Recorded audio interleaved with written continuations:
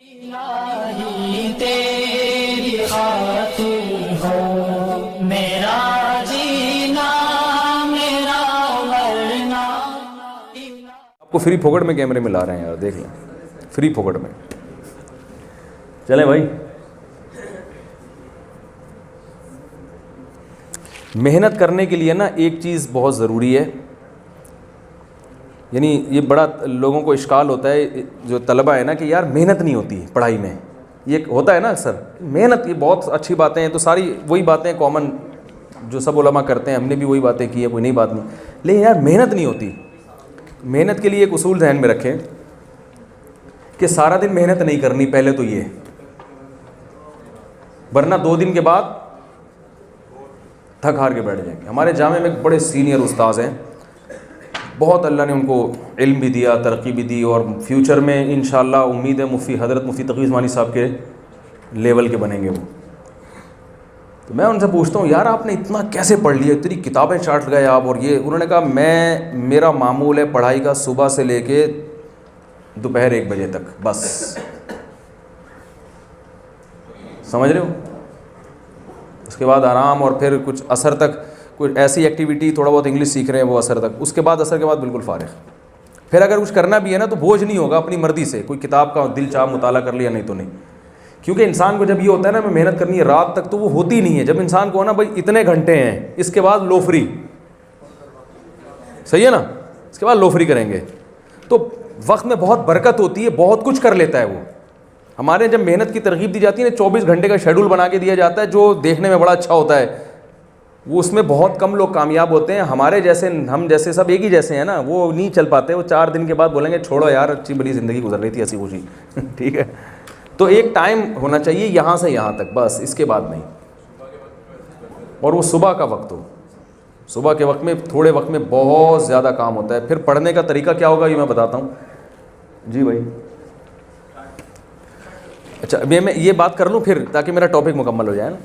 دوسرا یہ کہ کتاب کھول کے پڑھنے کا دل نہیں کرتا، یہ بھی ایک کامن بیماری ہے جو ڈینگی سے زیادہ پھیلی ہوئی ہے.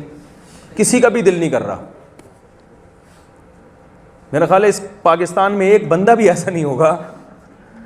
اب جب دل ہی نہیں کر رہا، کسی کام میں دل ہی نہیں لگ رہا ہے اور جھنجھلاہٹ ہونا شروع ہو گئی، تو وہ ساری موٹیویشن ایک طرف رہ جاتی ہے. درخت لگانا اور قیامت اور جنت میں ثواب اور وہ فرشتے آئیں گے، حوریں ملیں گی. آدمی کہتا ہے یہ جو ٹینشن ابھی مل رہی ہے. تو یہ بات خوب یاد رکھیں، ہم نے بڑے بڑے علماء سے سنا ہے جنہوں نے علم میں بڑی ترقی کی ہے. انہوں نے کہا کہ دیکھو بھائی ایک ٹائم نکال کے رکھو اور اس میں کتاب لے کے بیٹھ جاؤ،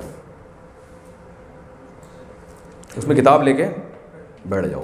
ٹھیک ہے نا، 75% کام انشاءاللہ ہو گیا آپ کا. اس کے بعد جھنجھلاہٹ اس لیے بھی ہوتی ہے کہ یہ پتہ ہی نہیں ہوتا ہے کہ پڑھنا ہے کیسے. تو علماء نے ایک بات کہی ہے، اور یہ اصول دینی مدرسوں کے لیے بھی ہے کیونکہ پڑھنے کا طریقہ تو سب کا ایک ہی جیسا ہے نا، اور یہ یونیورسٹی کے طلباء کے لیے بھی ہے. وہ طریقہ یہ ہے کہ جو لیکچر کل آپ نے ٹیچر سے سننا ہے اس کو ایک دفعہ آپ پہلے اپنے طور پر پڑھ لیں. پڑھنے کتنا پڑھ لیں؟ اتنا پڑھ لیں کہ آپ کو پتہ چل جائے کہ کون سی ایسی چیز ہے جو مجھے ٹیچر کے بغیر خود ہی سمجھ میں آ رہی ہے، اور کون سی ایسی چیز ہے جس میں مجھے ٹیچر کی ضرورت ہے. پہلے دن اب کتاب کھولیں گے تو 99.9% ایسی چیزیں ہوں گی جو آپ کو سمجھ میں نہیں آ رہی ہوں گی. صرف 0.1% ایسی چیز ہوگی جو آپ کو خود سے سمجھ میں آ رہی ہوگی. پہلا دن سمجھ میں آ گیا. اس کے بعد ناغہ نہیں کرنا ہے، لیکچر کو غور سے سننا ہے. تیسرا کام یہ کرنا ہے کہ اس لیکچر کا ایک دفعہ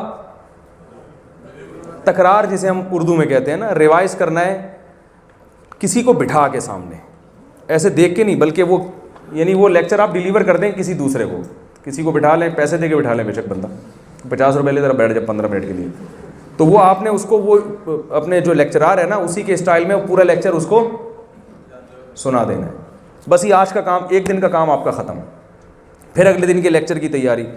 اس سے کیا ہوگی؟ آپ کی صلاحیت کتاب سمجھنے کی بڑھتی چلی جائے گی. اور سال کے آخر میں آپ دیکھیں گے جب آپ مطالعہ کر رہے ہوں گے تو 99.9 آپ کو سمجھ میں آ رہا ہوگا. 1% ہے جس میں آپ کو ٹیچر کی نہیں آ رہی سمجھ میں بات.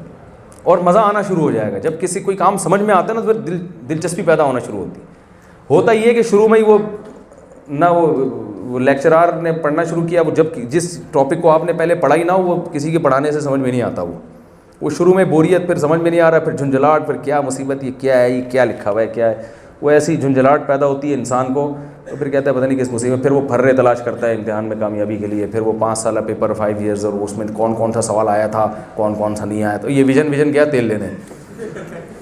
جس آدمی کا مقصد صرف نمبر حاصل کرنا, وہ اس کا کوئی ویژن ہوتا ہے بھائی؟